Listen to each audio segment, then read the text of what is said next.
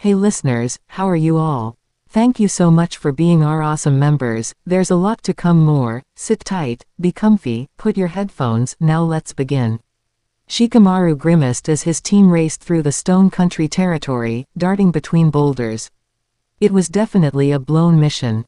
As he ran, his guilt weighed heavily on him. The mission had failed, and his best friend was probably dead because of his failure to create an adequate plan. Stone ninja had been sighted along the Leaf border quite frequently as of late. There were even some sightings inside of Leaf territory.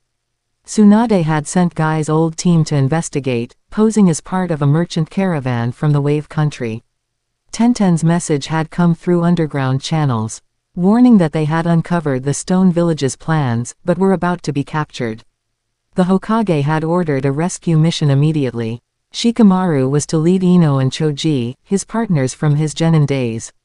They worked well as a team, due to their years of experience with each other. Also attached to Shikamaru's team were Naruto and Sakura. The two students of the legendary Sannin were used to working with Shikamaru's team, and their skills were needed.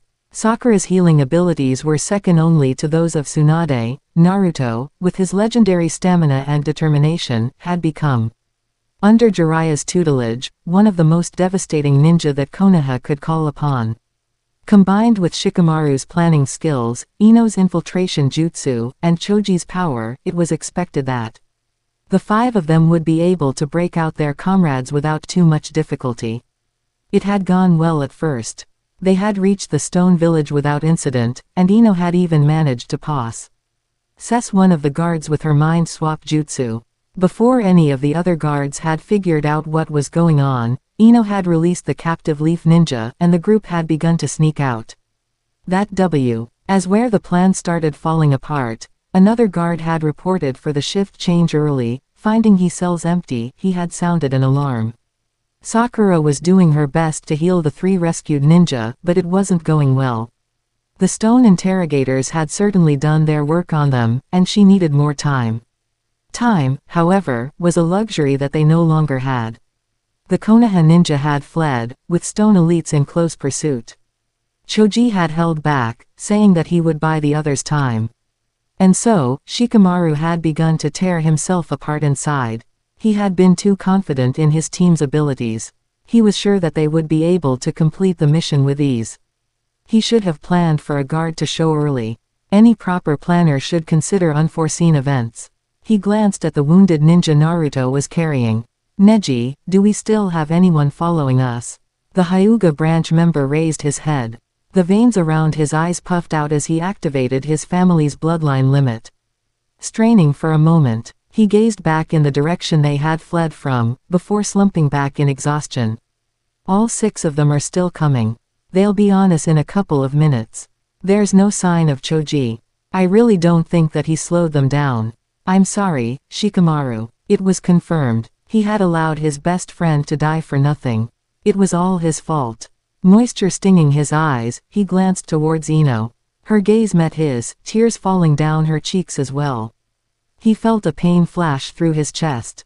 They were all in danger, and she was the weakest out of the combat-capable ninja. If it came to fighting, she had the lowest chance of making it out all right. His mouth opened, his thoughts being expressed in a single word. No. Ino's face showed worry as she examined him. Shikamaru. No. It's my fault we're in trouble. I'm the one who didn't plan the operation carefully enough. She opened her mouth to say something, but he cut her off. I've already killed my best friend. I'm not about to let my girlfriend die. You guys go on, I'll stay behind and buy you some time with my shadow bind jutsu. Naruto landed beside Shikamaru, motioning for him to take Neji from him.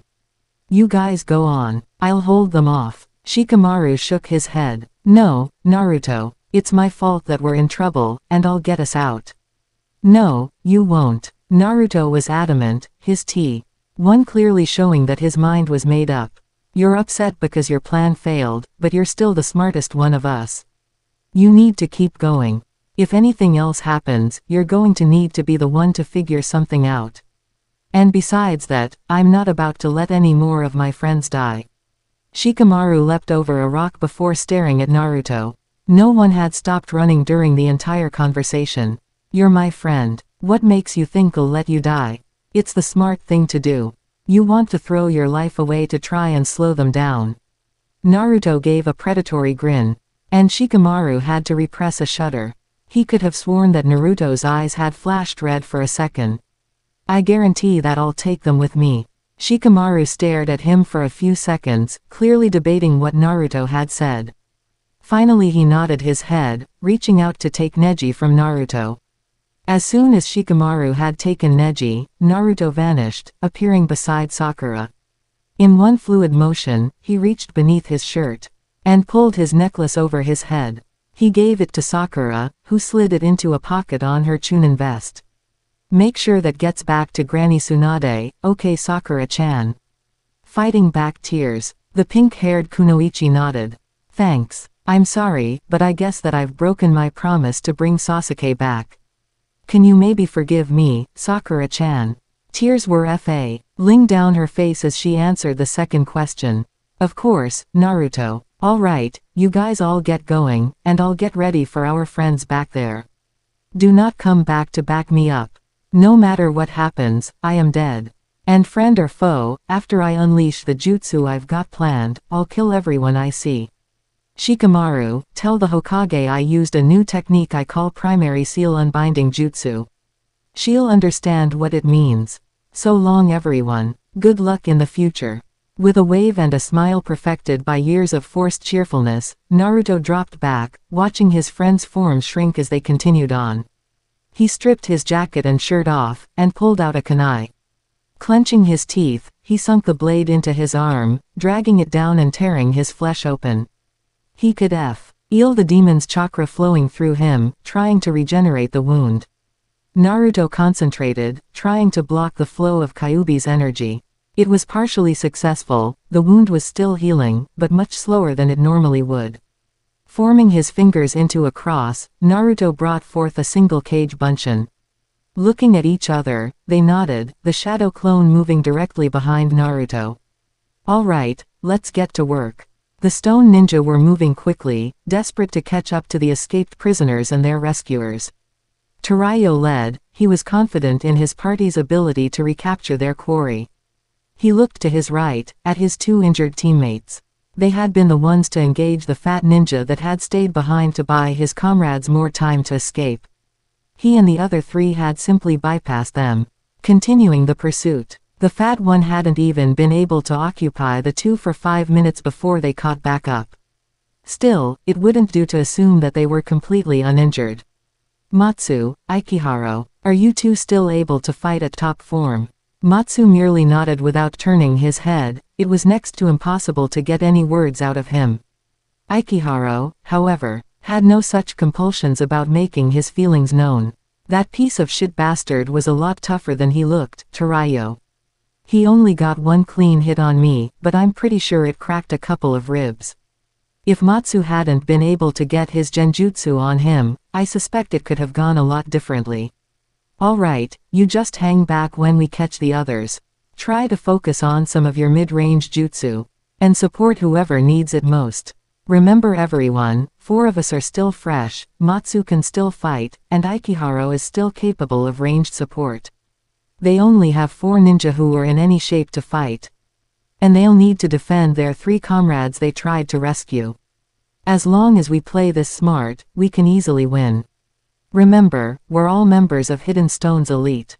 Tarayo. The squad leader looked ahead of him. Miria had her head tilted back. She motioned for the squad to stop, and turned slowly, facing into the breeze. He could see her nostrils flaring as she took in the air. The wind just shifted. It's bringing their sense back, but something isn't right. One of them is way too strong. Tarayo's brows narrowed. He didn't like surprises. They represented problems for his team. And it was up to him to try and figure them out. Another diversion staying behind. We can just bypass him pretty easily, can't we? Miria shook her head. I wouldn't recommend it. It's too strong a scent to just be because he's closer than the others. It's like there's more than one of him. If we bypass them, we could find ourselves being the ones pursued. So you're saying that there's a second squad waiting, to buy the original team time to escape? No, it doesn't make any sense. I said that it was too strong a smell to be only one person, but it's only one person's scent. It can't be both, but as far as I can tell, it is. Tarayo rubbed his temples, sighing. All right, here's the plan. This new group is just there to slow us down, but we can't afford to go around them. If we do, they just follow us, and we end up horribly outnumbered and surrounded. We're going in. We hit them hard and fast, take them down, and continue the pursuit. Those spies may have discovered them. And we're not about to let them get home and report, okay? Good, then let's go, we don't have a lot of time to waste. The group took off once more, moving at top speed. After several minutes, Mirai again held up her hand. The group came to a stop, eyes darting from side to side, looking for the enemy. The country was named Stone for a reason, as was abundantly clear now.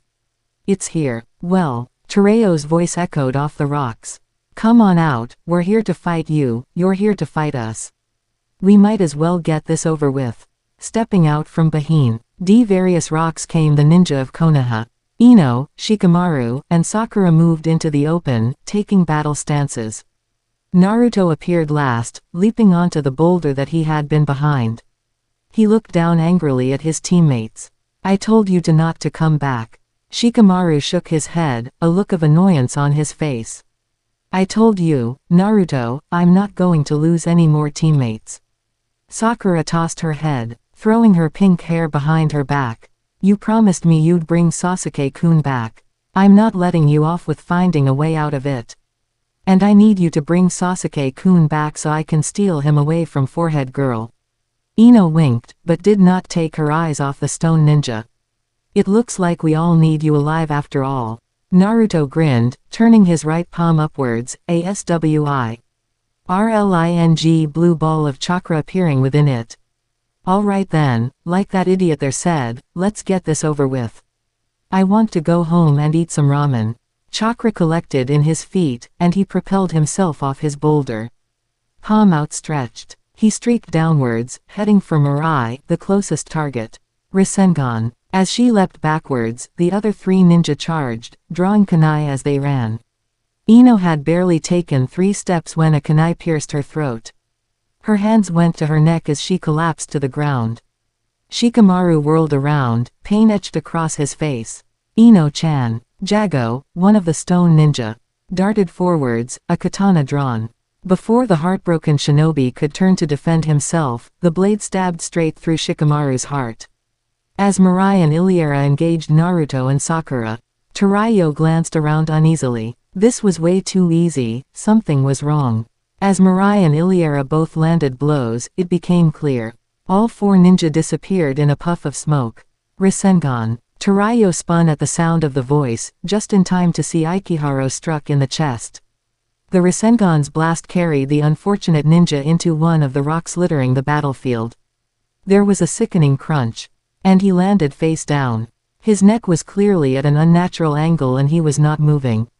Naruto crouched facing his opponents, glaring at them. He stood silently, allowing them time to take the sight in. He wore nothing from the waist up, having removed even his forehead protector. His frame was clearly well muscled, packed tight, suggesting both incredible strength as well as a high level of dexterity. By far however, the most noticeable trait was the seals running over his body. His stomach, chest, forehead, even his arms and back were covered in fresh seals, all of them drawn in blood. He spoke without a sliver of emotion in his voice. I'm sorry about your friend, but you all need to go home. Tarayo took a single step forward, motioning for Jago to check on the fallen Ikiharo. I'm sorry, but I cannot allow that. You see, we need to catch your comrades that appear to have left you behind. No, I can't let you to do that. I see, but try to understand. There's still 5 of us, compared to 1 of you.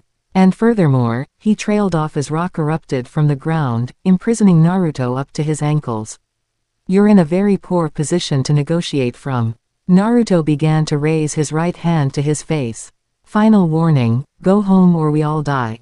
Oh, really? Tarayo stretched his right hand forwards. Naruto recognized the gesture. It looked very similar to Gaara's when he activated his desert funeral. Too late. As he spoke, he bit into his thumb. Drawing it down, he formed a diagonal line of blood over the seals he had etched onto his stomach. As the rock around his ankles began to shoot upwards, red chakra surged out of Naruto, blowing the stones away. If the stone elites had understood what was going on, they would have run. Akatsuki had been chasing Naruto for 4 years now, desperate to get their hands on the Kyuubi. They had made many attempts in those 4 years, and there had been a couple of close calls. It had been Naruto who had first asked Jiraiya that they talk to Tsunade about it. It was Naruto that had spoken to the two Sannin on the dangers of the Kyuubi being unleashed, and Naruto who had proposed the solution for it. More layers of seals. They had spent most of a year researching it. Naruto was sure that if he were to be tested, he would display Anbu levels of knowledge on binding seals. Together, the Naruto, his sensei, and the Hokage had worked out everything they had wanted to do, and had begun adding further seals to Naruto's body, making them impossible to detect unless you expected to find them. They had created a second seal to imprison the demon. It was designed to be activated if the fourth seal ever failed. It wouldn't stop the Kyuubi from taking control of Naruto's body as the original did. But it would still bind the demon's soul inside, preventing it from escaping back to the spirit world. And once it activated, so would the third layer of seals, designed to utterly destroy Naruto. His body would cease to function, and both he and the demon would be destroyed. The seals would take some time to kill Naruto, however, probably a couple of minutes. The problem was, during that time, the demon would be in control. And Naruto had just completed the final line needed to disable the fourth seal, giving its power to the other two. It was simple as far as Naruto was concerned. Since the new seals had been added, he had been unable to draw on Kyuubi's power as easily as he had before. It was a problem, but he was willing to deal with it in order to ensure that the Akatsuki would never get their hands on the demon. He had seen stone elites in action before, and he knew what kind of strength to expect from them. 6 in a row, he could possibly take, but not 6 at once. Even with the demon adding to his power, he didn't think he would be able to do it. So he unbound the first seal, and relaxed. He could feel the demon surging through him, and he relaxed, allowing the demon to gain control. Let Kyuubi have control of his body. Give the demon access to all of its power. Let it tear his enemies apart while his friends ran. He had volunteered to stay behind, he was dead either way. Had the stone ninja understood all of this, they would have run. But they had no way to understand what their opponent had just done, and so they stood their ground. Kyuubi bent his knees and leapt. And Naruto soared into the air, tearing himself out of the rock prison he had been in. He landed, and his eyes were red, the pupil slits. He darted forwards with an animalistic keen, his hands becoming claws. As he reached Jago, he tore out his throat. The stone ninja tried to oppose him, but it was hopeless. 16 years ago, the entire village of Konoha had tried to stop the demon's rampage. And had failed. None of the remaining 4 ninja were as strong as the 4th Hokage, and they had no chance. It was over in barely a minute. Naruto stood amid the carnage, his tongue spilling out to lap the blood up from his claws. Throwing back his head, the demon keened again in triumph. It was free of its seal, free to rain death down on the insignificant humans that had imprisoned it. It could feel Naruto locked in the corners of his own mind. He was starting to worry. He knew he couldn't regain control from the demon. What if the final seals weren't strong enough to defeat it? Kyuubi could feel the chakra of the seals welling up within him, preparing to release, but they were nothing compared to the awesomeness of his power. He threw his arms open, and tilted his head to the sky. In a macabre imitation of a person greeting the new dawn. He grinned at the concept. This was his new dawn, his new day. All he had to do was defeat the meaningless processions that had been placed upon his vessel, and pain screamed through his body. Falling to his knees, the demon pitched forwards, breaking his fall with his paws. Chakra screamed through his body, tearing at organs, and piercing his brain. This was not right, the humans were not supposed to be this strong. He released chakra to regenerate his damaged organs, but the seals on Naruto's body simply responded by focusing more chakra into those areas. His claws dug furrows into the ground, He kept his teeth clenched together, out of fear that if he opened his mouth he would bite through his tongue. He could beat these seals. He just needed time to unravel them. As chakra burned further into his brain, his vision began to blur from the pain. There was no time. Ignoring the pain, the Kyuubi threw all of his chakra outwards. Ignoring the damage the seals were doing to him. He was enraged. There was no way he would allow the miserable piece of filth who had imprisoned him for so long to actually succeed in his plan. The seals imprisoning him began to glow as he threw his chakra against them. His claws and fangs grew a little longer, and he shut his eyes, concentrating. A tremendous snapping noise echoed off the rocks. And a tail shot forth, tearing through Naruto's pants, and the Kyuubi screamed at the burning sensation in his head. A second one followed, along with another scream. A jerk paralyzed Naruto's body, and it collapsed face down on the ground. Hinata spun, striking the practice log, sweat dripping down her brow. She rained more blows down on the log. She needed to become stronger. Strong enough to be considered a true ninja. Strong enough to win Naruto-kun's approval. For when he returned from his mission, she would tell him her feelings for him, no matter how scared she was, she would tell him. She had promised it to herself, and she would not take back her words. That was her way of the ninja. Her Byakugan showed her old teammate approaching from behind. Stopping, she turned to face him. Kiba-kun, you haven't heard. The team sent to rescue your cousin has been sighted. They should be here any moment, and reports say that they were successful. Thank you, Kiba-kun. I must be going now. As Kiba nodded, Hinata turned and took off in the direction of the main gate. Generally, ninja were not supposed to move at high speeds throughout the village streets. But she wasn't following that rule today. Coming to a halt, she could see Tsunade looking the group over. Something was wrong. Naruto was missing, as was Choji. Hinata's eyes darted back and forth, searching for the blonde-haired ninja, but he was nowhere to be found. Her cousin caught her eye. He was sitting with Tenten, his hand on her shoulder as Tsunade spoke with them. As she caught Neji's eyes, he removed his hand from Tenten, and began walking towards her. Neji, where is he? Her voice shook as she spoke. Slowly, he shook his head, unwilling to speak. No, where is he, Neji-Nisan? Where's Naruto? I'm sorry, Hinata-san.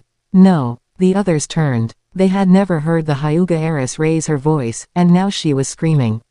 No, where is he, Neji-Nisan? No, her cousin grabbed her, wrapping her in his arms as she screamed, tears falling down her face. Tsunade approached the two of them, gently placing an arm on Neji's shoulder. We need to go to the hosp. I told to ensure you or your teammates have no lasting injuries. Stop in when you can. And I'll expect you in my office at 11 o'clock tomorrow for the mission report. Still holding Hinata, Neji nodded. The others began to follow the Hokage to the hospital, leaving the two relatives alone. The body lay on the ground in the stone country, unmoving. A crow fluttered to the ground, landing beside it. Slowly, it hopped towards the corpse. With a flutter of wings, it landed on the body, and lowering its head, pecked at the flesh of the neck. In a flash, a clawed hand grabbed the unfortunate animal, tearing into its flesh. With a gasp, Naruto rolled over, sitting up, and clutching at his throat. He moved slowly, careful to avoid detection. He had stolen a cloak and a mask in the night from the first village he had come across. No sense alarming those whose path he crossed. He was near Konoha, near home. All he needed to do was cross the walls undetected, and make his way to the Hokage's office. If he could make it there, Oba-chan would know what to do. As he came closer he could make out music playing, and what sounded like fireworks in the sky. He paused, unsure. He couldn't recall anything like this happening before. As he approached the road, he spotted a man leading an ox, which was harnessed to a cart. Dropping down in front of the merchant, he bowed.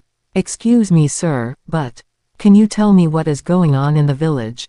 The merchant looked him over and nodded. You haven't heard about the festival going on. The whole village is celebrating.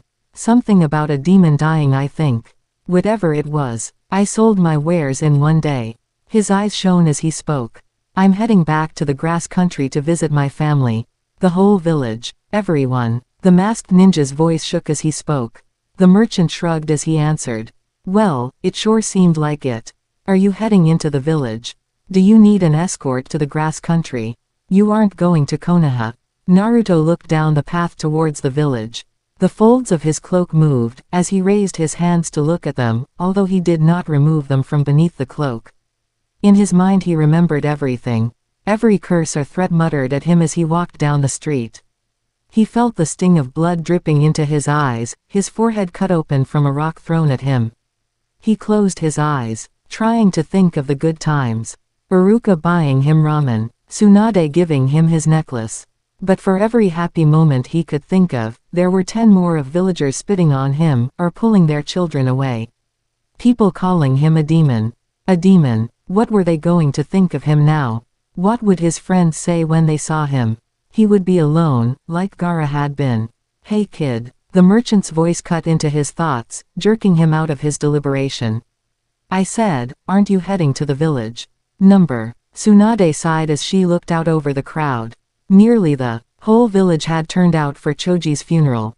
A ninja village may grow accustomed to a ninja dying in the line of duty, but it was still always difficult to see one go so young. It was even harder for her, knowing that Naruto was not receiving the same treatment. The elder council of the village had seen to that.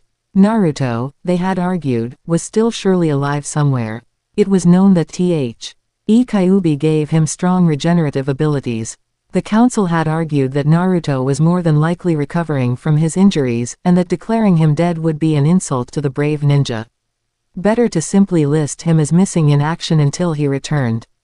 Tsunade knew better. She had helped to design the second batch of seals that had been placed on him, and she was sure that they were fatal once activated. Primary seal unbinding jutsu was what Shikamaru had said Naruto had called it. Couple that with the sudden burst of incredible killing intent that all of the retreating ninja had mentioned. And there was no doubt in Tsunade's mind. Naruto had allowed Kyuubi to possess his body, sacrificing himself to tear the enemies apart. She had explained it to the council, but they had been adamant in their decision. She knew what they were doing. Not a single one of them believed that Naruto was actually alive, but by declaring he was, they prevented an official funeral and day of mourning for him. And that kept his name off of the memorial stone. She could still do it, of course. She was the Hokage, after all. It would have been easy to declare that the funeral would be held for Naruto as well. The council had very little in the way of power, after all. Generally, all they did was choose a Hokage, and even then, only in situations like when the third died, where there was no clear successor left behind. Still, they were supposed to speak for the ordinary villagers. If she just brushed them aside, it would create a lot of hostile feelings. Also, she knew what the effect of declaring it a day of mourning for Naruto as well would be. The majority of the adults would protest, complaining that they had no love for the vile monster, or demon, or whatever terms they would choose to use. Naruto's friends, as well as most of the ninja sensei, would be angered by the slight, although the adults would understand why it occurred. The teenagers would not, however. And she did not want to see what they would do in the face of such hostility from the villagers. After news had spread of Naruto and Choji's death, almost everyone had burst into celebration. Tsunade had not called for a festival, obviously, but when a few thousand people decide to start celebrating, it's rather difficult to get them to stop. She had received quite a few reports, however, of villagers injured during the festivities. Not because of accidents occurring during their revelry, but rather because they had been attacked by young ninja from the village. Naruto had proven willing to give his life to protect his friends and his home, as he had often declared that he would be. He would be saddened to learn that his death created a civil war within the Leaf. The funeral would be held for Choji, and Choji alone. Tsunade would deliver the eulogy, and she would make sure not to make any mention of the Chunin she had come to view as a brother.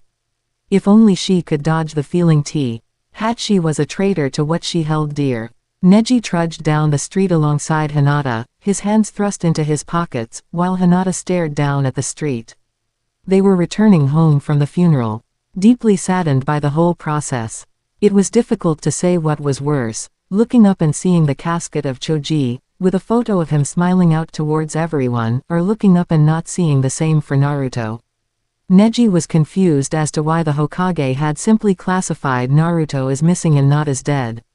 He supposed that it was because she was so close to him.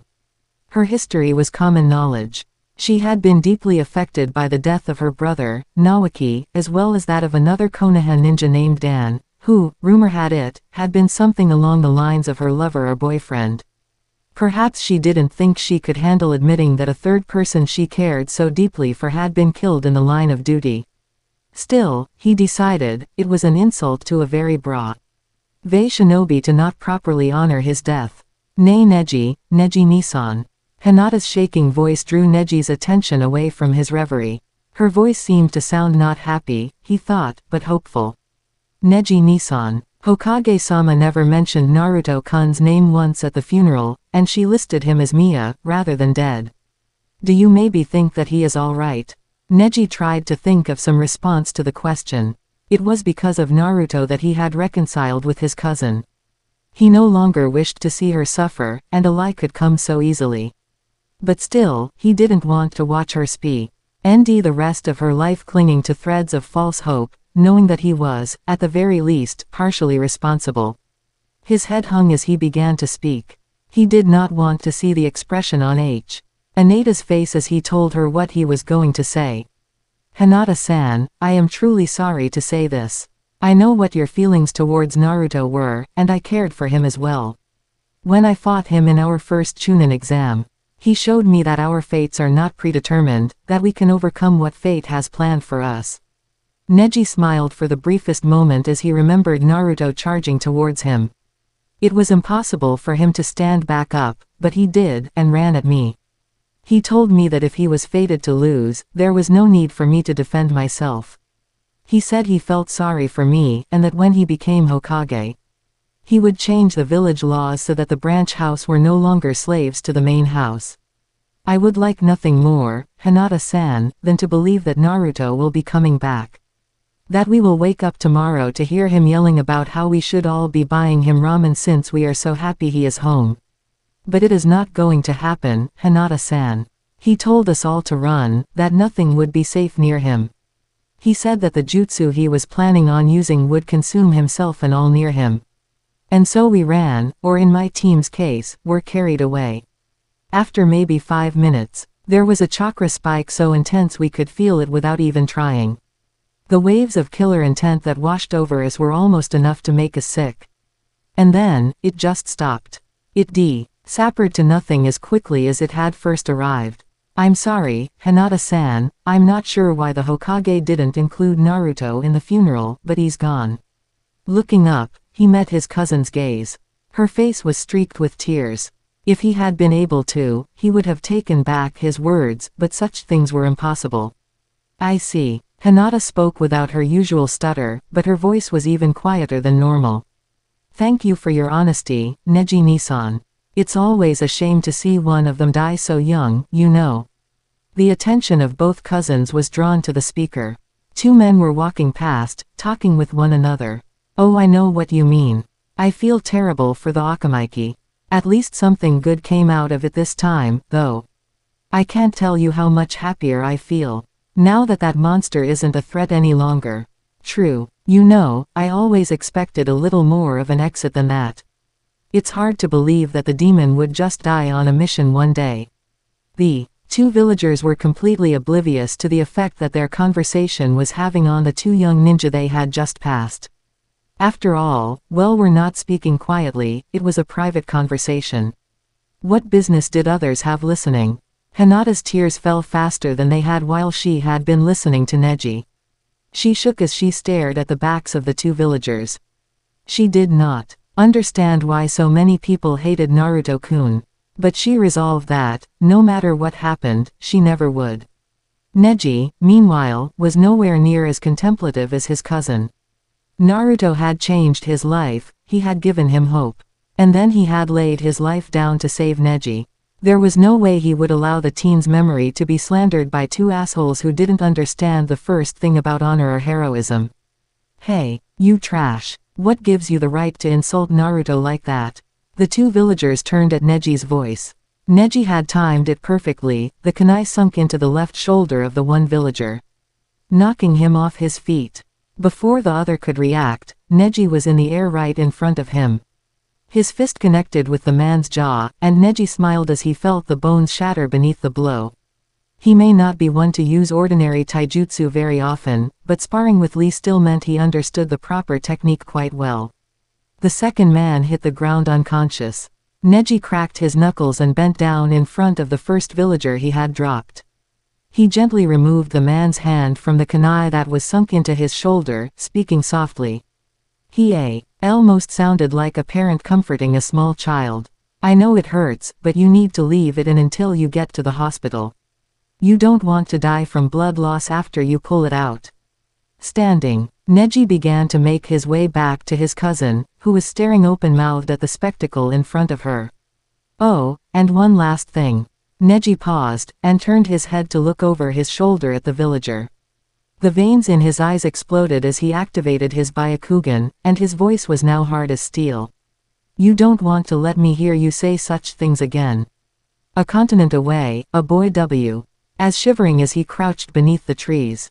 This wasn't what life was supposed to be like. Barely 3 months ago, he had been the up-and-coming genin of Clan Hisoka. And now, here he was, a 14-year-old orphan, hiding in the dark and cold. It wasn't right that he was still alive. It was his fault that his village was attacked. A twig snapping alerted him to the presence of someone else. Be more careful. He's got to be around here somewhere. The voice hissed quietly, barely audible from where he hid. There were 2 of them. At least 2 of them. Should he run? Should he stay hidden? His hand slipped into his pocket. He felt the cool metal of his forehead protector. Sliding his finger over it, he could feel the ridge from the circle, the symbol of his village, engraved into it. Hisashi pulled the forehead protector out of his pocket. His eyes, which moments before had been watering, were now hard. He wiped the residual moisture out of them, and tied his forehead protector on. He was not running. He was a ninja from the village of Hidden Sun. It was more than likely that he was the last ninja from the Hidden Sun. And these were 2 of the bastards that had destroyed his village. His green eyes flashed, the pupils turning yellow. With a howl, Hisoka Hisashi dashed out of his hiding place, towards the 2 ninja before him. Akamaru whined as Kiba walked up the path. Kiba turned around to look at the dog. Come on now, you've been here before. We both know there's nothing to be afraid of. Akamaru whined in response, before letting out several high-pitched yelps. Stay here if you want, then. We both know the Arabum are friends. Akamaru responded with several more barks. Of course there's a lot of strange smells. They're all full of bugs. Stay if you want, but I need to speak to Shino. Turning, Kiba continued up the path, with Akamaru reluctantly following. Reaching the door, Kiba raised his hand to knock, only to have it flung open before his hand even landed. Kiba-kun. A girl latched herself onto the Inuzuka, arms squeezed tightly around him. Kiba gently untangled his friend's younger sibling from his body. Hello, Kira-chan. Is your brother in today? She nodded, and he continued. I suppose I can find him in the garden out back, then. Yep. He's always training his bugs in the garden. That's what he calls it, anyways. He just gets them to eat all the weeds. And claims that he's done his chores for the week. I'm never able to do anything like that. The bugs all like him more than me, because he has more chakra that he can feed them. Hey, I'll do what he wants when we tell them to do different things.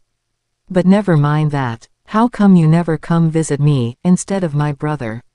Well, you know, I've got missions and stuff. Kiba W. as well aware of the fact that Kira had something of a crush on him. She was a nice girl, but Kiba couldn't get rid of the image of all those bugs crawling beneath her skin.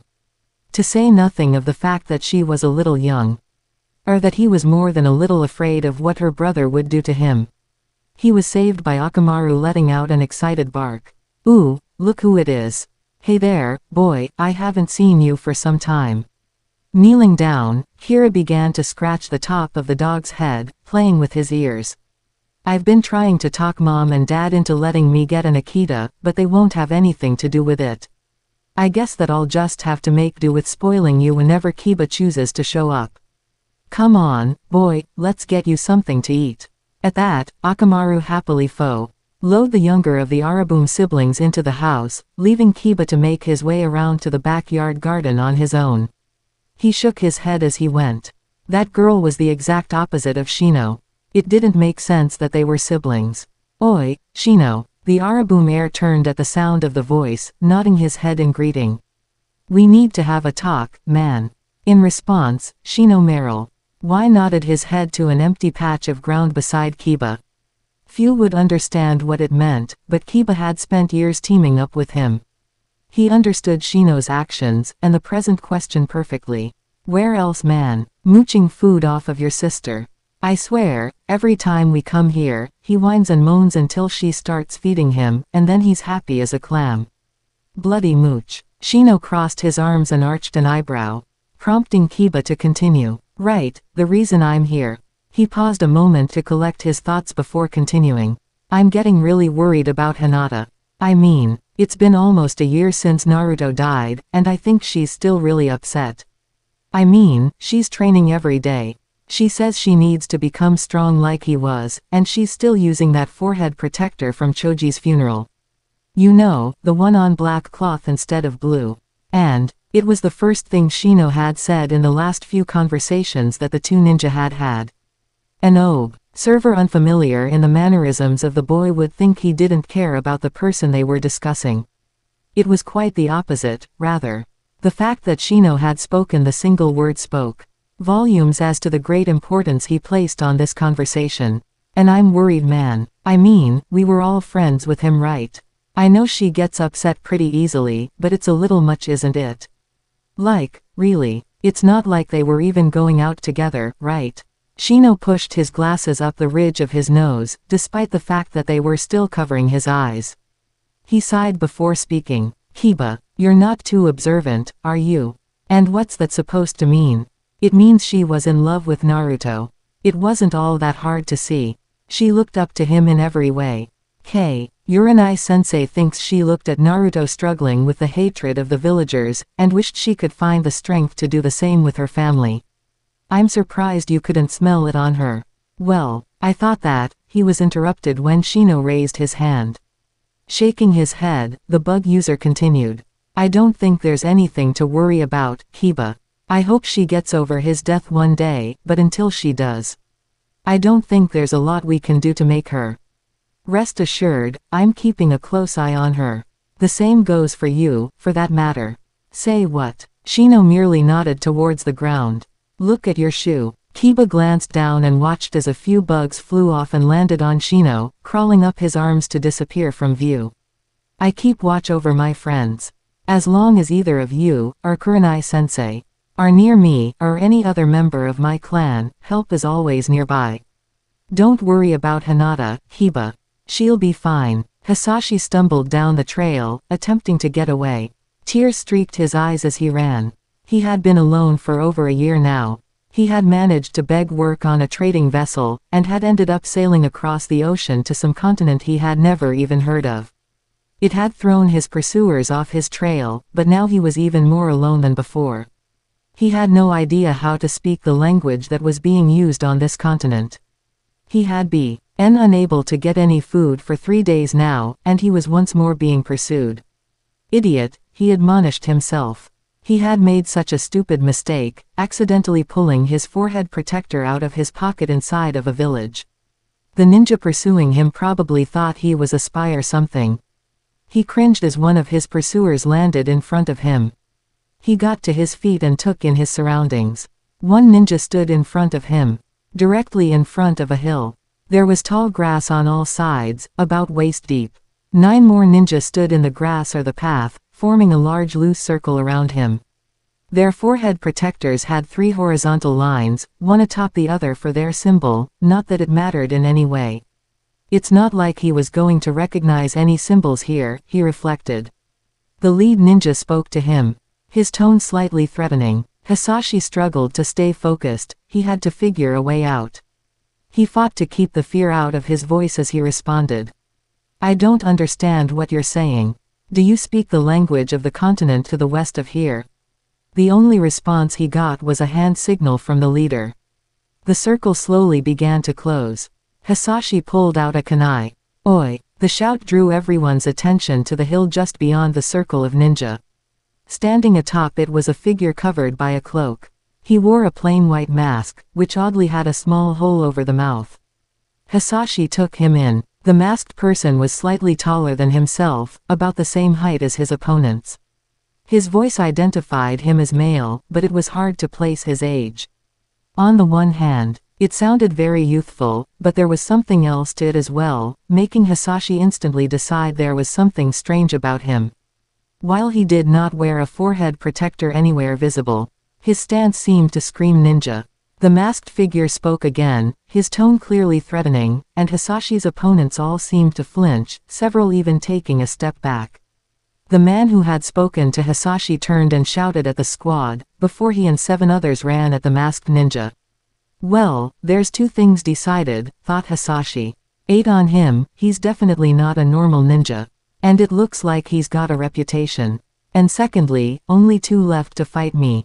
His eyes went from green to yellow as the thoughts raced through his brain. They don't know who I am. Somewhere in the back of Naruto's mind, he was reflecting that this was exactly the sort of thing for which Jiraiya or Kakashi would be tearing a strip off of him. His first encounter with what he suspected were Hidden Wind Ninja. And he was in a fight with them. Exactly the kind of thing that he should avoid. But this was all in the back of his mind. Far in the back. It was all coming up to the surface now. It was there every time that he fought. The anger, the hatred, the bloodlust. Behind his mask, his eyes narrowed into slits. His instinct kicked in. It was time to hurt people, torture them, kill them. Make them pay for daring to be alive and daring to oppose him. He began forming seals at a rapid pace. Kaiten. Ryuko no Jutsu. The wind ninja scattered as the jutsu streaked at them. A huge gout of flame exhaled from Naruto's mouth that caught 2 of the ninja who had moved too slowly in their attempt to dodge. As the flame died away, the grass was scorched down to the dirt, which had become hard and cracked. All that remained of the 2 ninja were piles of charred bones. A ninja appeared beside Naruto, kunai streaking towards him. The masked ninja didn't even try to block, allowing the knife to sink deeply into his right arm. As it did so, he twisted, bringing his left arm up.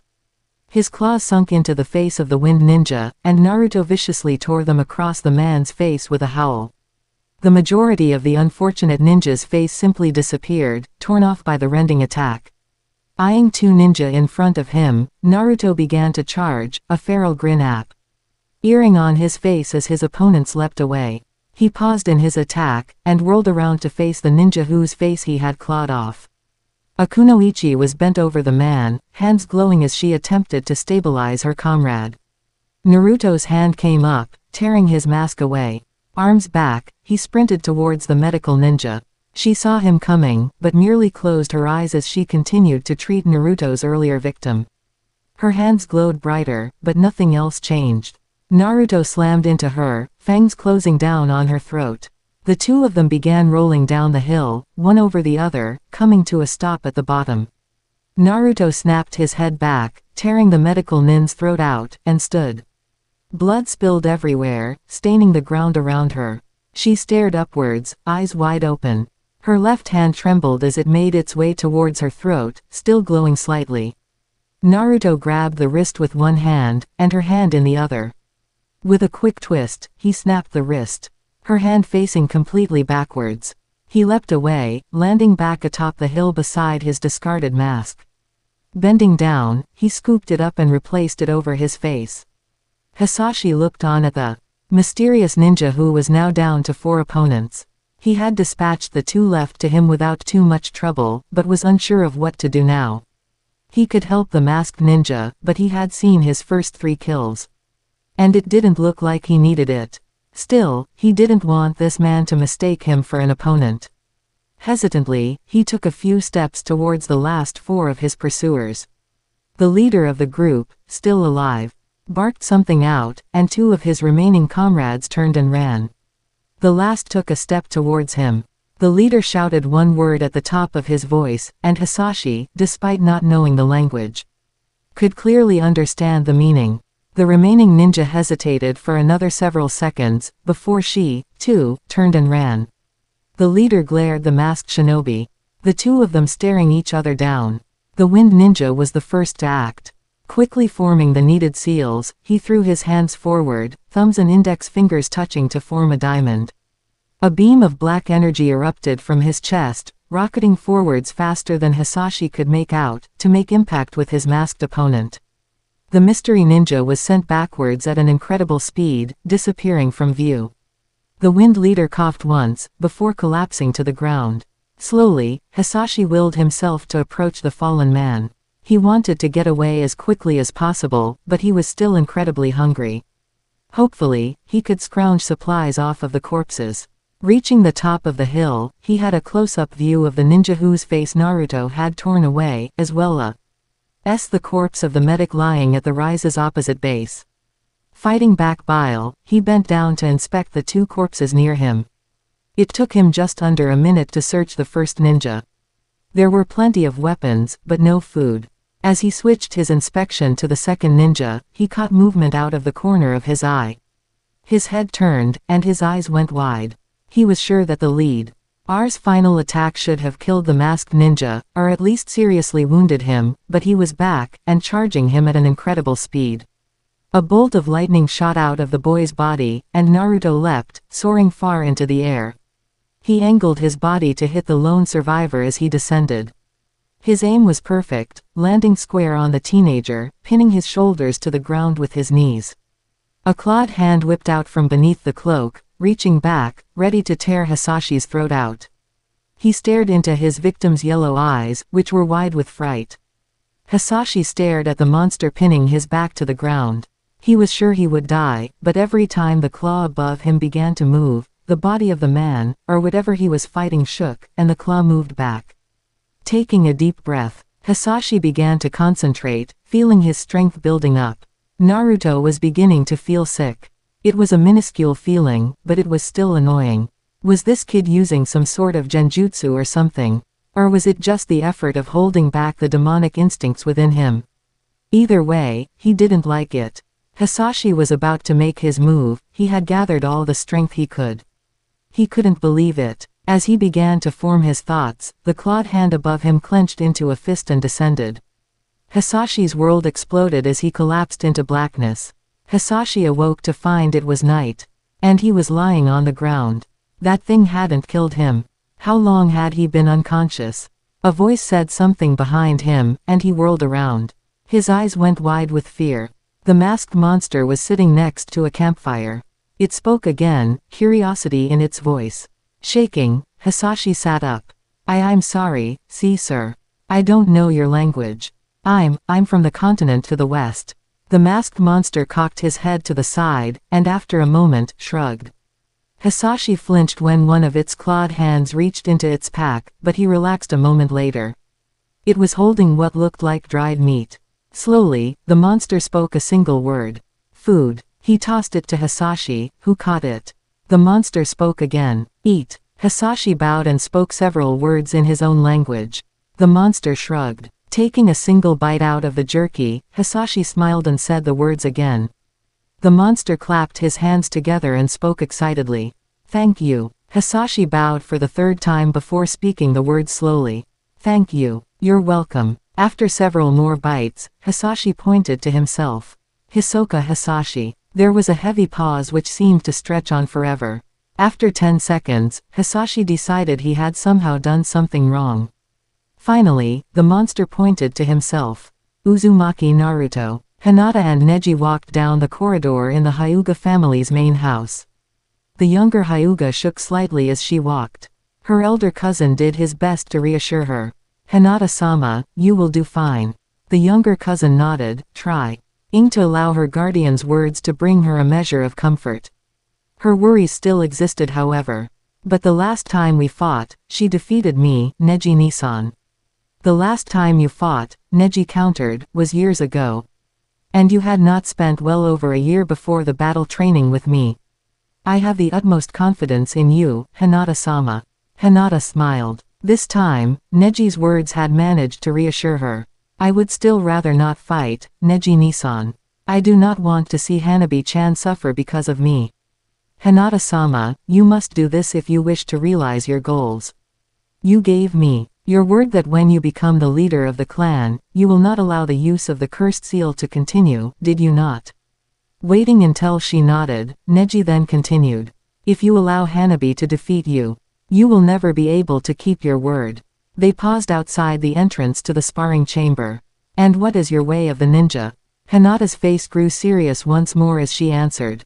To keep my promises. To never take back my words. Naruto would be proud of you. Watching his cousin's face once more spread into a smile, Neji allowed himself a rare grin of his own.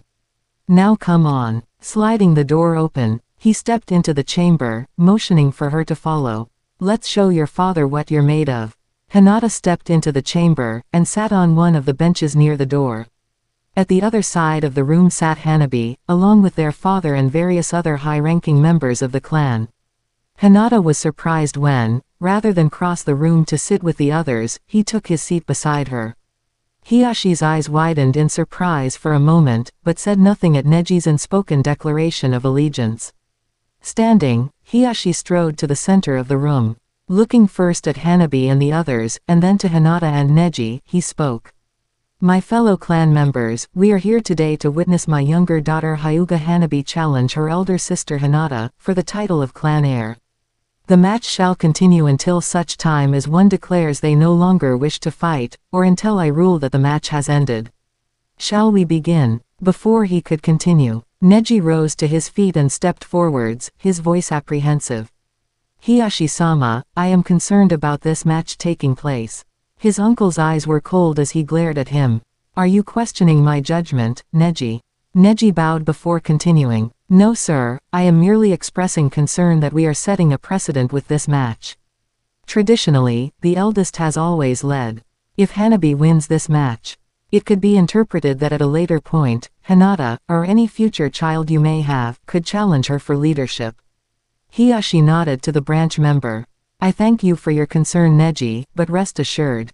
This shall only happen once. No future matches to determine my successor shall be allowed. Thank you, Hiyashi-sama. Neji waited for his uncle to nod before he turned to take his seat. As he sat he muttered under his breath. There, now you only need to win once. Now then, Hiyashi motioned for Hanabi and Hinata to stand. If there are no further objections, let us proceed. He moved back to his seat before giving the command. Begin. Hanabi activated her Byakugan as soon as her father spoke, taking only a second to bring forth her family's bloodline limit. Hinata, however, drew a kunai, and threw it at her sister.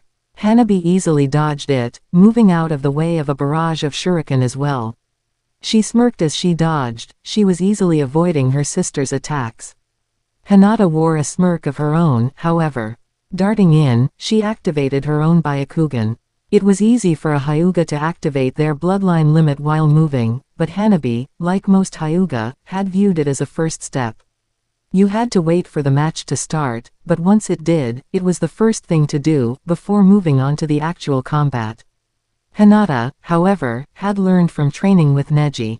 She had not expected her projectiles to hit, but they had done their job. Hanabi had been forced back, and now Hinata attacked holding the initiative. She swung her palm forwards, only to have Hanabi turn it away. She continued her attack, her sister blocking her blows but being unable to take the offensive. Finally, Hanabi managed to slide away from Hinata's attacks, jumping back in an effort to gain a moment of time. Pulling out two kunai, she threw them at Hinata before following them in, planning on gaining the initiative in the match in much the same way Hinata had. Her first three strikes were turned aside by her elder sister. Her fourth, however, cut through Hinata's defenses, heading towards her chest. Hinata smiled as she took a step backwards, and Hanabi's strike fell short. Neji had prepared her well for this fight, often using their matches against each other as references. When she fought Neji, he had the advantage of a longer reach, and often exploited that to avoid Hinata's attacks. Now, she was doing the same thing to Hanabi. Having evaded her sister's attack, she sent in one of her own. Rather than dodge however, Hanabi used an unexpected maneuver. Stepping forwards, she accepted the hit. wincing as she felt one of the tenketsu in her chest close, to deliver a blow to Hinata's stomach, sealing one of the points on her sister's body. Both combatants leapt away, taking a moment to adapt to the situation. Neji chose that moment to interrupt the fight. "Hinata-sama, I suggest you remove your jacket." Hinata nodded. She still preferred to wear it. Her self-esteem had improved over the years, but not drastically so. Still, Neji was right. This fight was serious, and while she had improved greatly, she did not think it was wise to handicap herself. Removing her coat, she tossed it away. With the exceptions of Hinata and Neji, everyone's eyes widened when her jacket struck the far wall. The crash that the jacket made suggested that, while it was nowhere near the level of Lee's ankle devices, Hinata's coat had been somewhat heavily weighted. With a much greater speed, Hinata bolted towards her startled sister. The younger girl was too surprised to do anything but defend herself. She had beaten Hinata all those years ago, and since then had been told that she was the stronger, while her older sister was a disgrace to the clan for being too weak. The realization that her older sister was not only equal with her, but in fact better, was disrupting the younger girl's calm. Hanabi felt her defense crumbling, and jumped away. As she did so, however, Hinata scored several more hits on the girl. Hinata stood in the center of the room, waiting for her sister to re-enter combat. Rather than do so, Hanabi threw several shuriken and kunai, hoping to force Hinata to give up ground. Hinata, however, drew a kunai of her own, deflecting Hanabi's attack, and continuing to wait. Angrily, Hanabi charged in, frustration getting the better of her common sense. As she approached, Hinata shifted her feet, waiting for the right moment. She wanted Hanabi to be right there. Kaiten. Hanabi flew backwards, to the shock of the entire room. Neji and Hinata, of course, being the only exceptions. He had trained quite hard with Hinata, and as far as he knew, this was the first time she had called on the heavenly spin outside of training since he taught her 4 months ago. When Hiashi had announced the match, they had agreed it would be Hinata's trump card. Hinata flew towards her sister, who was just picking herself up off the ground. This was it. It was time to finish the match. 64 points of Tenketsu. One strike hit home after the next, sealing the younger girl's chakra system completely. The attack concluded, Hinata caught Hanabi as she fell to the ground. Before stepping back to stare at her father, he waited expectantly, looking at Hanabi who was struggling to stand. Finally she gave up, falling to the ground on her hands and knees. The match is concluded. Hiyashi's voice still carried its cold tone. But it contained something else as well. Disappointment or sadness, it was hard to tell. Hyuga Hinata remains my heir. Hanabi shall be relegated to the branch family. Quickly, Hinata dropped to one knee, bowing forwards with one fist held to the ground. Father, I beg you not to do this. Hanabi should not be sent out of the main family. The younger sister raised her head to look at Hinata, incredulity written across her face. Hinata rushed onwards, not wanting to give Hiyashi time to respond. I am already a chunin of the village. My rising skill suggests I may be promoted of junin. And then there is the constant threat of a war with the Sound Village. Both of these factors will create an increase in the chance of my death. If such a thing were to happen, we will still need Hanabi to lead, and it would not do for her to have a cursed seal on her forehead. Hinata finished her speech, slightly out of breath. She continued to hold her head down, waiting for her father's response. Hiyashi stared at his 2 daughters on the ground, his face clearly showing deliberation.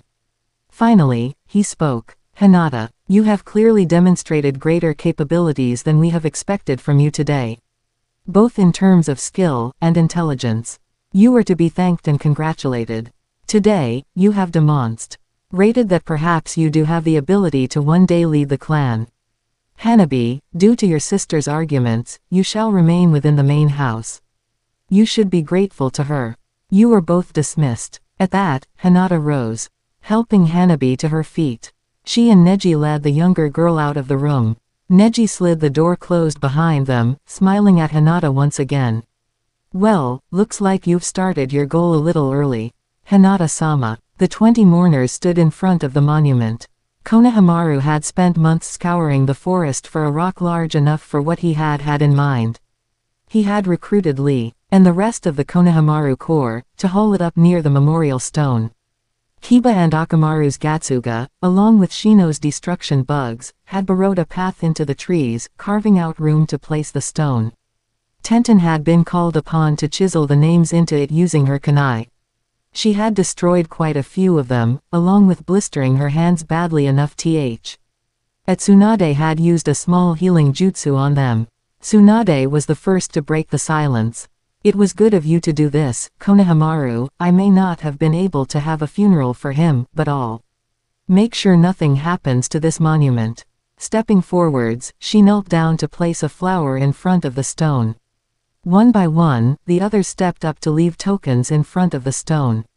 Flowers. The goggles Naruto had always worn until the day Iruka had given him his forehead protector.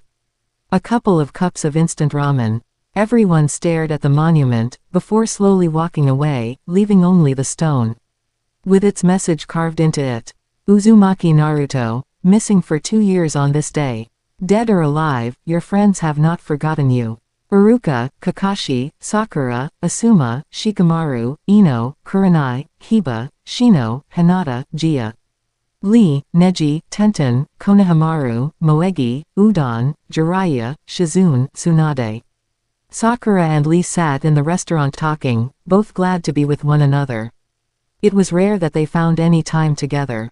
Sakura was a medic nin of great renown, and was rumored to possess strength to rival that of her private sensei, Tsunade.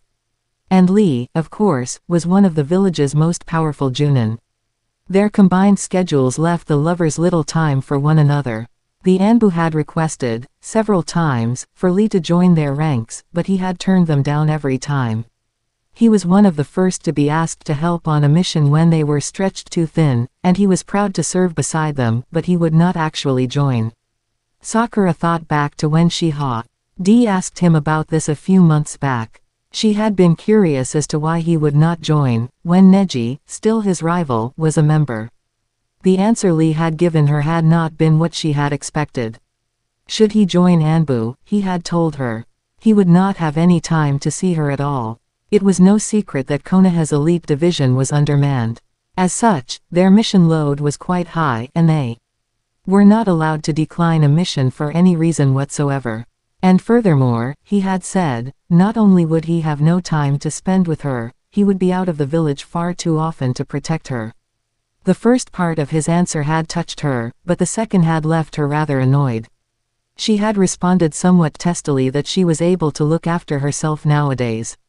Lee had merely shrugged and told her that, regardless, he had promised to protect her with his life, and he intended to honor that promise. Besides which, he had asked, who would have suspected Naruto would ever find an opponent he couldn't walk away from. That had ended that conversation, with both the ninja sadly thinking of their fallen comrade. Sakura shook her head, focusing on the present. Now was not the time for such memories. Not when Lee was finally here, and they were spending time together. So, why did your team stop in the Sand Village? Lee had just returned home in the early morning from a mission that had taken close to 2 weeks. He, alongside Kiba and Shikamaru, had delivered an ultimatum to the hidden village of Stone. There had been reports that the Stone had been entertaining emissaries from the hidden village of Sound. And the Hokage had felt it would be prudent to remind the Stone Village that while the Leaf did not consider the Sound Village an active enemy at the moment, they were certainly not considered friends. The Sound was still led by Orochimaru, a man who had betrayed the Leaf, murdered their third Hokage, as well as the cage of their allies, the Sand Village, and commenced a war with the Leaf.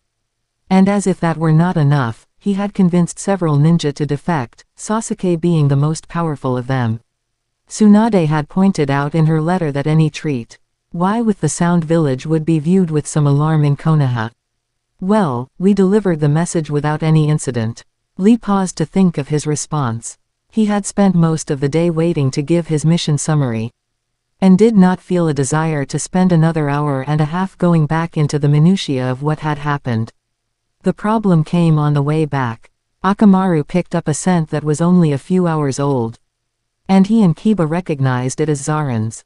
You remember, he was part of those missing nin from last month. Sakura nodded. 5 weeks ago, 2 genin teams, along with their sensei, had stumbled into 3 missing nin who had begun acting as a team.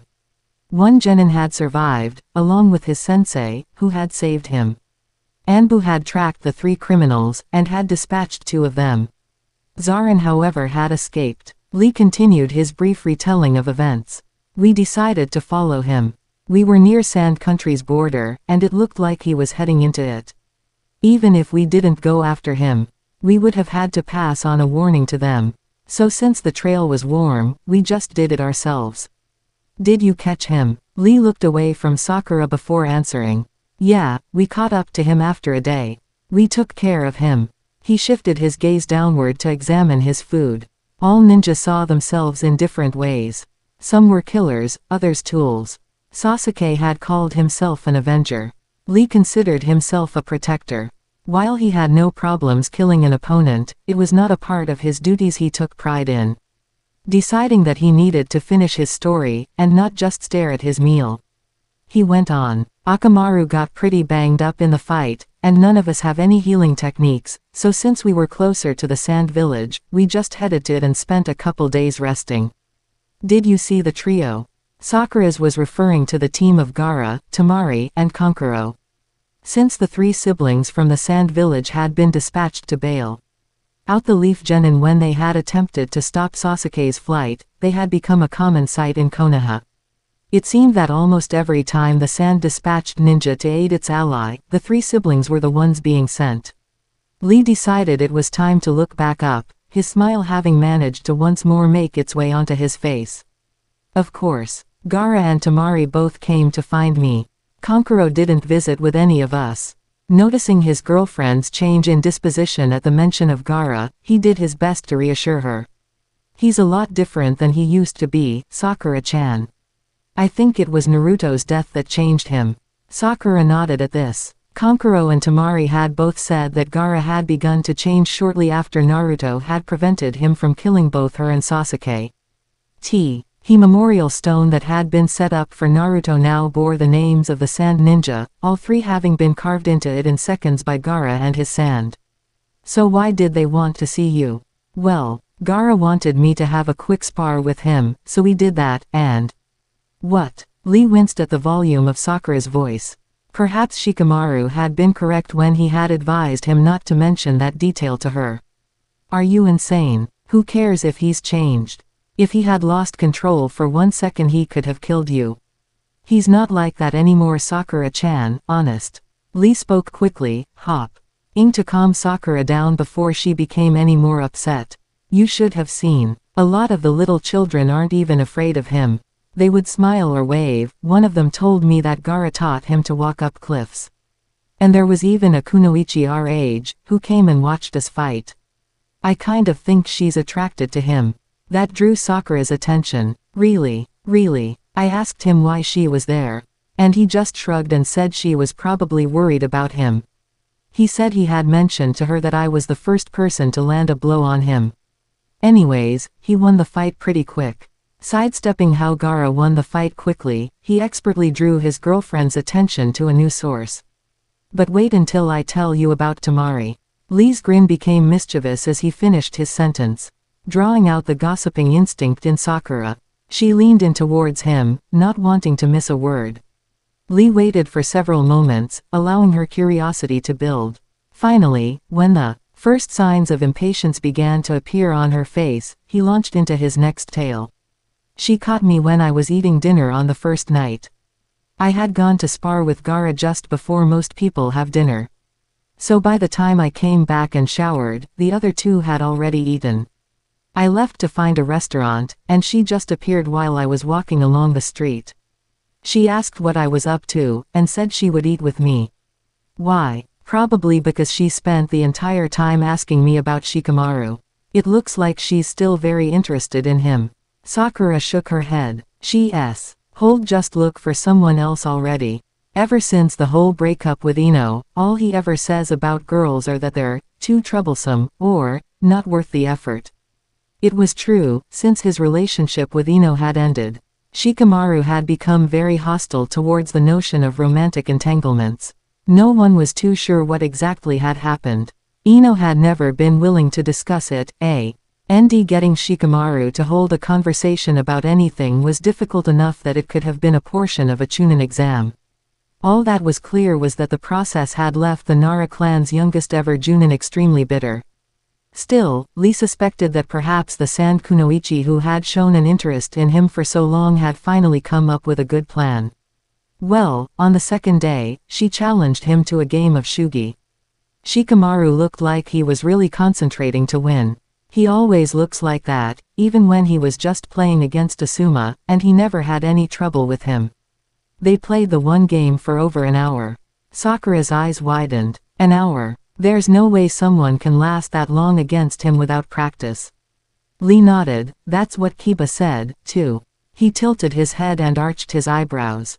Of course, it also helps to spend the night before asking one of his friends everything they can remember about the few matches they have had against each other. Sakura stared at her boyfriend with a look of incredulity. She asked you about how he liked to play. Lee shook his head. Actually, it was more like an interrogation. He ended his statement with a chuckle. It would have been annoying if she hadn't paid for dinner. I think it was a thank you for answering her questions. So you think her plan worked? Sakura leaned forwards after asking the question. Curiosity written across her face. When Lee answered, she sat back, blinking in surprise. Shikamaru told her to come play against him the next time she's in the village. She spent close to a minute filtering through the information, deciding if this was something she needed to tell Ino. Finally, she decided it was a subject to be examined later. Making a conscious effort, she steered the conversation into a different direction. So is Akamaru all right, then? No. We had to take turns carrying him on the way back. It looks like he sprained a couple of his legs pretty badly. He'll be fine soon enough though. Kiba said it won't be more than another week, at the most. How was your time? Sakura shrugged. Compared to Lee's tales, her stories of studying scrolls or practicing medical jutsu were all pretty tame. Even her spars against Jiraiya or Tsunade didn't seem all that interesting. Still, she knew from past experience that, no matter how boring her story was, Lee would sit there asking questions about everything she had to say. She had asked him once, why he cared about some minor detail. What it was, she could no longer remember. He had shrugged before answering. I like listening to your voice. There really isn't all that much to tell. I set a few broken bones. I trained when I had the time. I suppose I went out for coffee with Ino once, but aside from that it's been pretty uneventful. Were any of the bones you set from anything serious? Not really. Sakura shook her head as she answered. One was just a villager who broke an ankle. He slipped while he was helping to move a mattress up a flight of stairs. The other was a genin who fell out of a tree. He was practicing chakra control and he lost his concentration for a second. Had one could have been bad if he had hit his head, but he landed on his arm. All in all it was a pretty boring week. The meal did not last much longer. Both Sakura and Lee focused more on finishing their dinner than on further small talk. There was a brief argument when the check came. Sakura wanted to pay, saying it should be a treat for Lee, as he had returned home safely from his mission. Lee, for his part, argued that as he had just received payment for his mission, as well as a bonus for the defeat of Zarin, he should be the one paying. He won the debate after a few seconds. Sakura no. Minding all that much if he wanted to spend money in her. The couple exited the restaurant, making their way hand in hand down the street.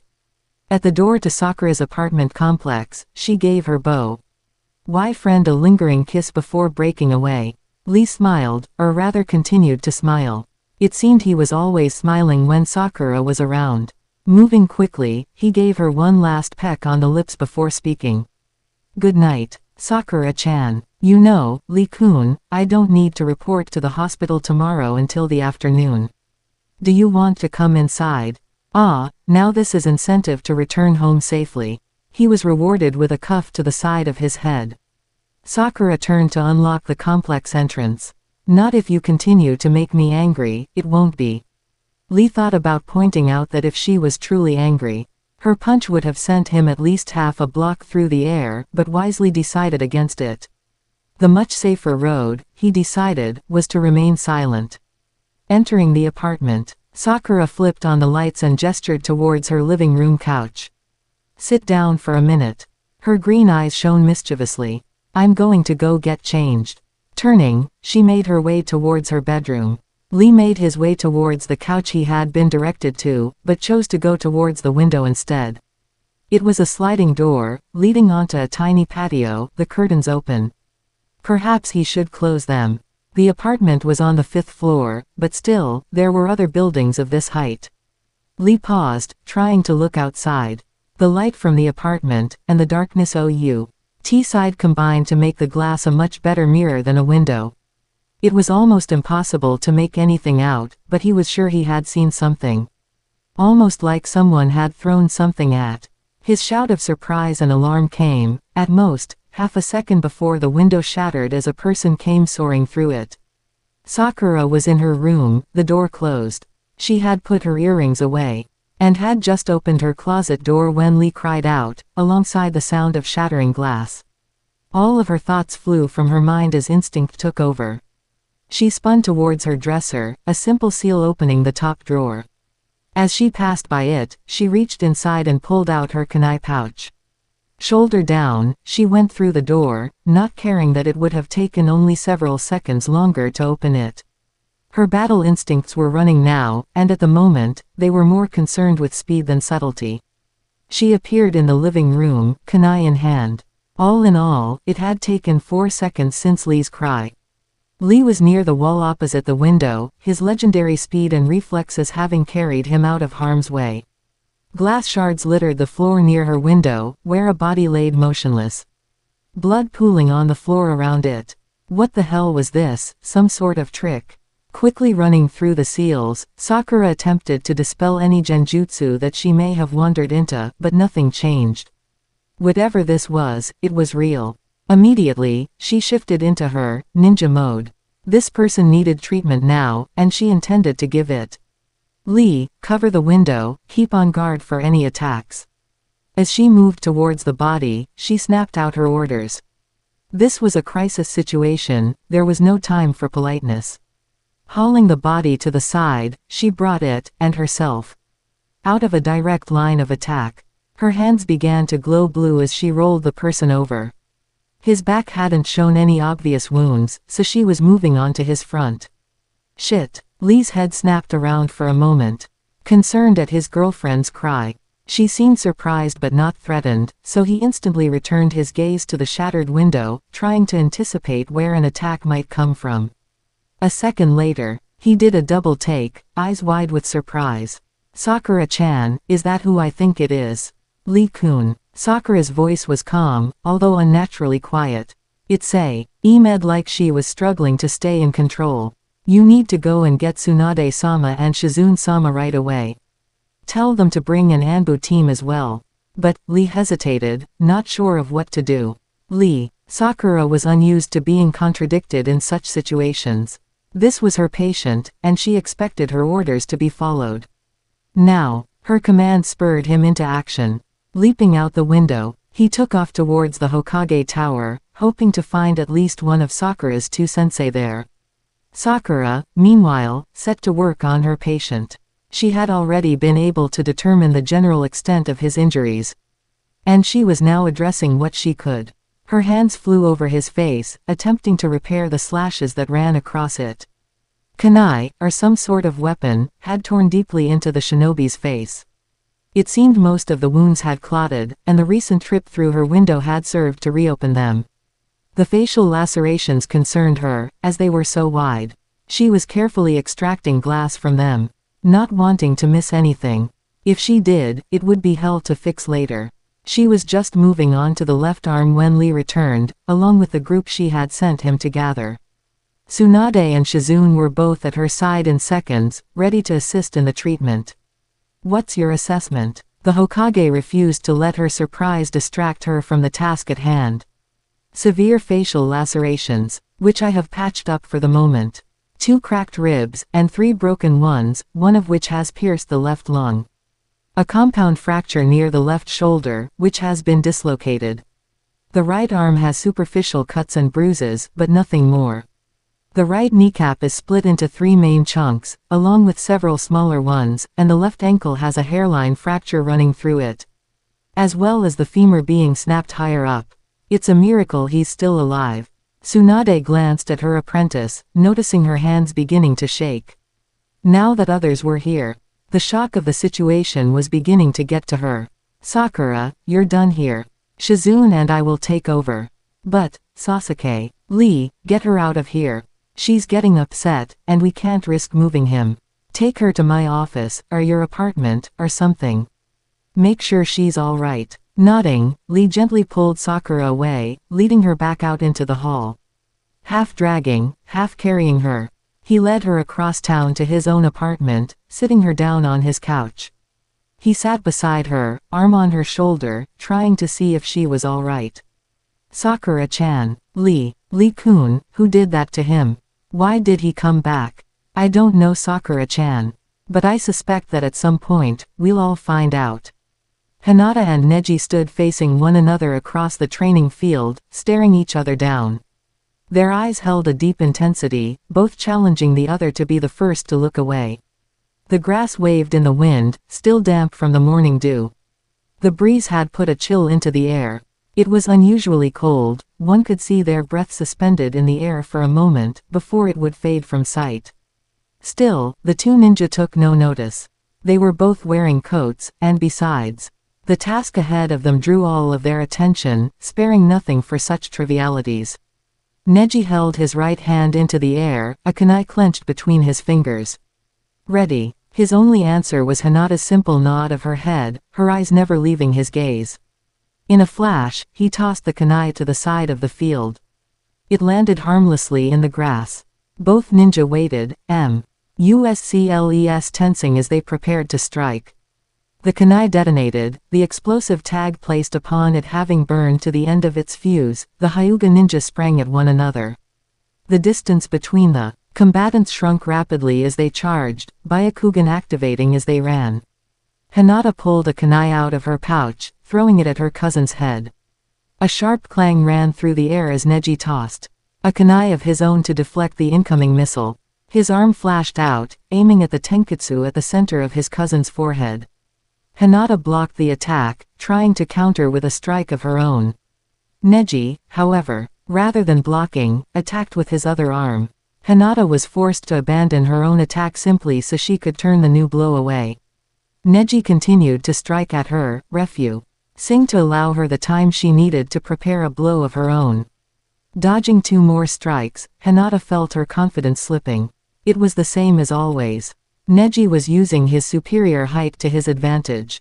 She was able to keep up to him now, but he could use his longer reach to prevent her from taking the offensive.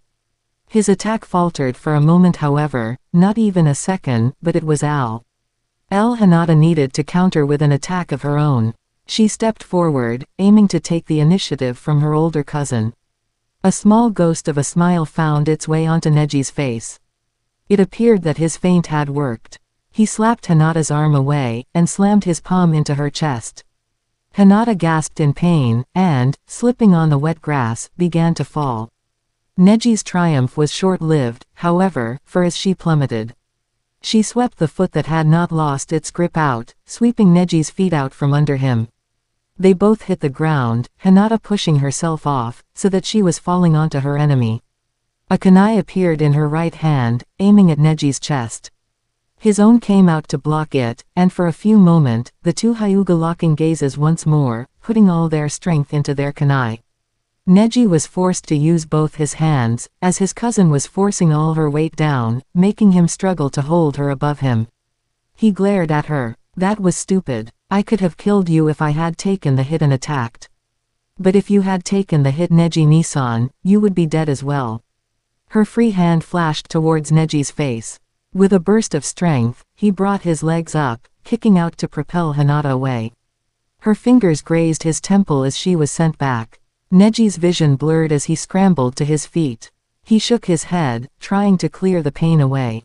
As his vision cleared, he realized it was almost too late. She was almost on top of him.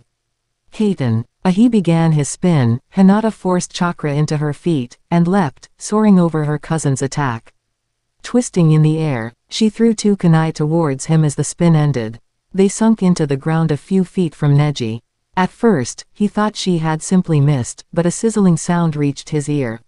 Flipping away, he dodged out of the range of the explosive tags. He was surprised. This was just supposed to be a spar. Neither of the combatants had used something so dangerous in what was supposed to be friendly training before. As he moved through the air, Hinata was moving towards his position. Touching down, he let out a small grunt of pain as Hinata drove her palm heavily into his ribs, over his heart. He fell to the ground, noticing as he did so that while the tags no longer hissed, there had been no explosions. Decoy tags. Also, there was no significant pain in his chest. His cousin had chose and not to put any chakra behind the blow. She offered a hand to help him up, while staring wide-eyed at his fallen form. The match was over. They both knew that in a real battle, a blow like that could easily decide the fight. Neji accepted Hinata's hand, allowing her to help him up. It never even occurred to either of them how unlikely such a thing would have been when they were first genin. Neji swallowed his pride, not wanting to ruin the moment for his cousin. Well, that is the first time you have won, Hinata-san. You are obviously improving. Bowing her head, the Hyuga heiress began to make her way off the field. Neji walking alongside her. I wouldn't have won in a real battle, Neji-Nisan. You wouldn't be wearing all of your weights. Neither would you, I should think. Hinata shook her head. But still, you use twice as much as I do. If I were to try to fight you on equal terms, I would still be outmatched. Neji nodded at this. That is true, but I have always had the greater handicap. And you have never defeated me. You are closing the divide between our skills. I shall have to train harder from now on. While his expression changed not even the slightest, those Famil IAR with the prodigy of the Hyuga clan knew his last sentence was not meant to be derogatory. And you, he continued, should be signing up for the next Junin exam. At his suggestion, Hinata's countenance faltered. She shook her head strongly. No. Neji turned his head to look directly at her, surprised at both her answer, and the force with which it was delivered. May I ask why not?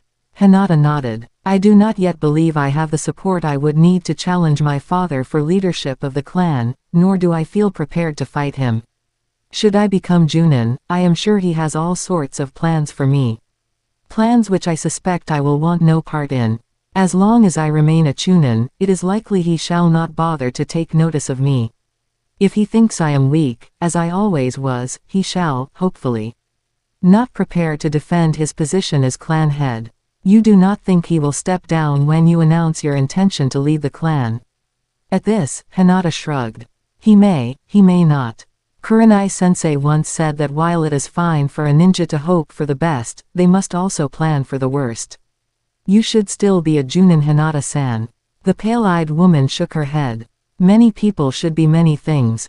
Neji-Nisan. Hisashi Hisoka stood in front of a weapons case, looking at the various wares held behind the glass.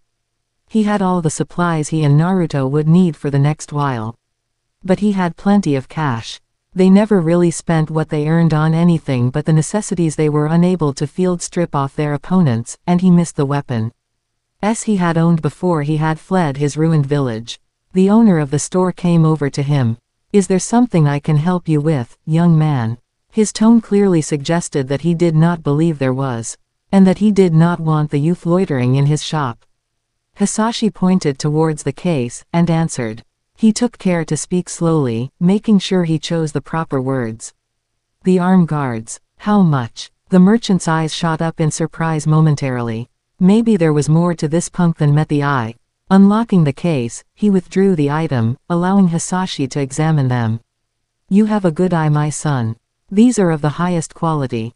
Try them on and you'll see. They're a bargain, even at 20,000 yen. Done. The weaponsmith nearly coughed at that. Did this kid really not know how to haggle? But give the shuko too. Those are another 12,000 yen. No. Hisashi shook his head. I mean, if I pay 20,000, they are included. The merchant did some quick calculations in his head. Even if he threw in the shuko for free, it was still a better deal than he usually got. Done. Hisashi moved quickly down the trail. Had he realized how long he had been he would not have stopped to purchase his new weapons. Naruto would be deciding whether or not to tear the village apart looking for him by now. Rounding a corner, he found 4 men standing across the trail. "We were starting to wonder if you were going to show up." The man in the center left spoke, trying his best to look intimidating as he did so. "Can I help you?" Hisashi tried his best to keep his tone casual, although his body was beginning to grow tense. He did not want a conflict. "Give us your money, and all of your purchases, and we'll let you go." The leader pulled out his katana, the other 3 men following suit. "Ah, bandits." The boy's tone seemed happy as he came to this realization. "I thought you were ninja. Go away. Why should we, you little punk?" Hisashi's eyes narrowed. "Because I said so." He dropped his packages, forming seals. Before the bandits could react, he flung his right hand forwards. Lightning shot out of his fingers, a small strike hitting each of his opponents. All 4 of them were flung backwards, dazed. Stooping, Hisashi gathered up his packages before addressing the fallen criminals. "Be happy I'm tired." In a flash, he was gone, moving at top speed down the trail. To be continued, and thank you for watching. And please subscribe.